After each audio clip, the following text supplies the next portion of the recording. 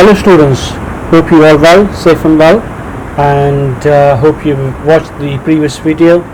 Those of you who have emailed me the completed work, thanks for that. But if you haven't, those of you who haven't, if it'll be really good if you could send me the completed work so I can have a look through and give you feedback. Okay, it's very important that process goes through, and I'm pleased that most of you are completing work and are sending it back.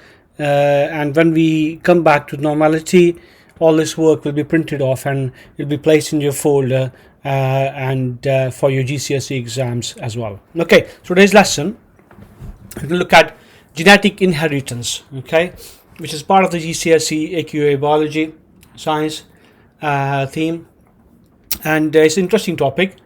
I've chosen interesting topics for you, topics which you will enjoy when you research, and you can easily find more information. So three objectives we're going to look at. Some what are the roles of genes. We're going to look at multiple genes and chromosomes. We're going to look at alleles, okay, genetic crosses, genotype, phenotype, and a bit of those we will look at eventually as well. Okay, so genetic inheritance is the key component of this lesson. Okay, let's move on. Okay, so question for you, which I want you to think about: why are we all different? You might have different hair color to your mom and dad, different colored eyes you might have. Okay, you might have different builds. You might be taller than your mom and dad, and so why is that happening? Why aren't you identical exactly? What makes you a human, and how are we created? Okay, so all these things, questions which kids in primary school normally will say to you. They'll say, okay, why do I have a different hair color? Why do I have different colored eyes, different builds? What makes you a human, and how are we created? So I'm going to basically look at what makes us different. Why are we different? Okay, some of you might be able to do this. Can your tongue roll? Can you roll your tongue? I can't do that. Some of you might be able to do that. If you haven't done this before, try it and see if you're able to do it. Okay. Do you have a free or attached earlobe? The examples of earlobes there. Okay, free or attached. Is it attached or is it free? Okay, so have a look through. Ask your family member to have a look through your earlobe and tell you if it's attached or if it's free. Okay. Do you have a hitchhiker's thumb? Okay. Mine is not, mine is quite straight. I don't know if you can see in the camera, but I can't do that. I can't, I can't do that. Maybe you are able to do it. So try it if you are able to do it. What blood group do you belong to? Do you know your blood group? Okay. If you don't know, ask your parents. They will be able to tell you, or there'll be information on your medical notes. Okay. When you were born, you normally get a red book from hospital that will have information about your blood type, blood group, etc. Okay, so all these questions you might have in your mind. Okay, and we are going to reveal the mystery, and we are going to look at what makes us different. Okay, how do you grasp your hand? Do you do like in the picture?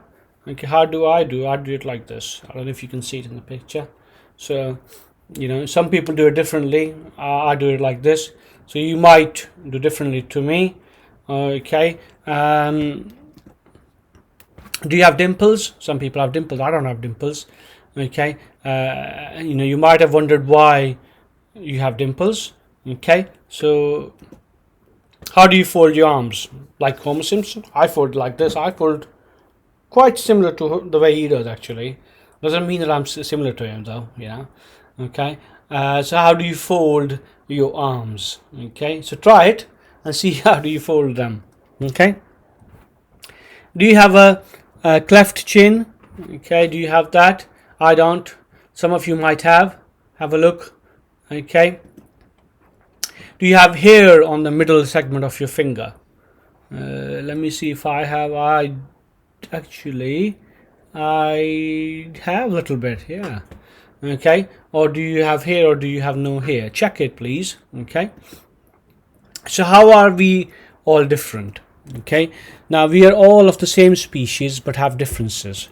So you will have differences from your mom and dad. There will be some similarities, but there will be some differences. Okay, these differences are called the variation. Variation means you're different, okay, within a species. So you will have some characteristics, features which you will have different from your mom and dad. And there are two types of variations. You might know about this. There is genetic variation and there is environmental variation, and we're going to look at examples of genetic and environmental variations, what role they play in human beings' life, and when you grow, what role they play in your life as well. So let me just summarize this again. So you have differences, and these differences are called the variation. There are two types of variation: genetic, and there's environmental variation as well. Okay, let's do a quick quiz. Decide if these are examples of environmental, or I should say, or apologies for that, or genetic variation. Okay, so I'm going to read them out, and I'm assuming you're doing it while I'm doing it. So, have a nose like your dad. Is that genetic or is that environmental? What you think? That'll be genetic. Okay. Suntan. Okay. Do you naturally get suntan? If your parents have suntan, do you get suntans inherited from them?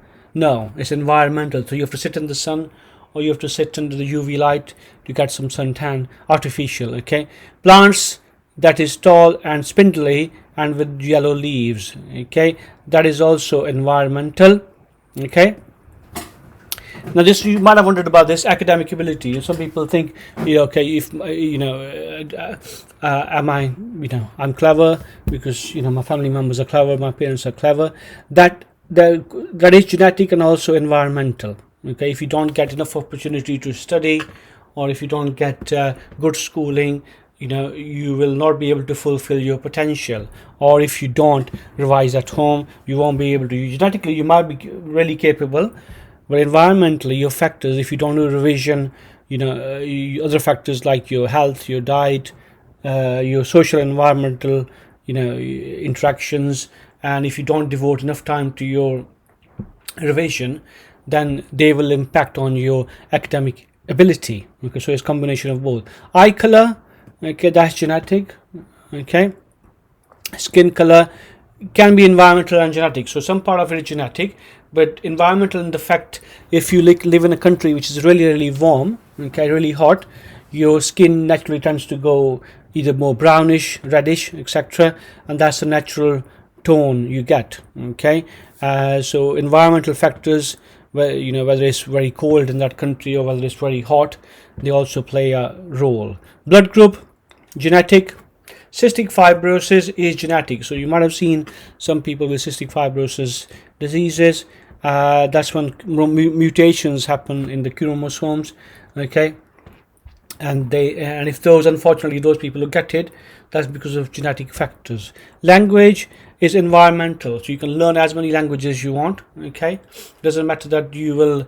If I live in India, I can't speak. I can only speak Punjabi or Hindi. I can speak English, I can speak other languages as well. So the more you want to learn, it's up to you. Body weight is environmental and genetic. So genetic makeup in the sense that the way your body is, okay, how tall you are, your body structure has genetic impact. But environmentally, if you obviously, you're not exercising, your diet isn't particularly good, then those will have an impact on your body weight as well. So it's genetic, and it's also environmental. There are occasions when some people, they say that genetically that they stay very slim, no matter what they eat. Okay, they're rare occurrences. Okay, but mostly genetic makeup is, will determine what kind of body shape you have. But environmental factors like your diet, exercise, your sleep, okay, your stress-free life, all those do play a role in your body weight. Okay, so how are we all different? So we looked at two types of variations: genetic variation and environmental variation. But variations can be due to both genes and the environment. So genetic makeup and your environmental factors. Okay, so what are genes? Genes are small sections of DNA that control your characteristics. Some genes have different forms, and these are called alleles. Okay, so we'll look at these later on. So, but you need to remember, genes are your small sections of DNA that control your characteristics. Okay. What I want you to do today for this lesson, let me just summarize this again, then I will set you a task to do. Okay, so we looked at two types of variations: genetic variations, and we looked at environmental variations.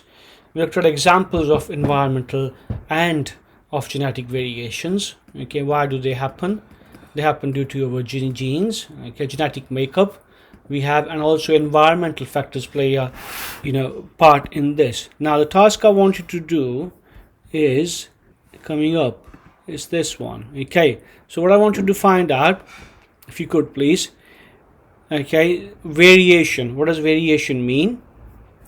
What is continuous variation? I haven't covered that with you. I want you to find out. Continuous variation means. What is discontinuous variation? I want you to do a table like this one and find out examples of genetic variation, which I've covered some of them, examples of environmental variations, and examples of both. So let me just summarize again. Task: what does variation mean? What is continuous variation? What is discontinuous variation? Make a table like this one. Find out examples of genetic variation, which I've covered some in the lesson, examples of environmental variation, and examples of both. Okay, so once you've done that, please send this work to me either via email, or if you can send a screenshot, whichever way, that'll be really, really good. Okay, so hope you find this useful, and I'll see you next time. Thank you.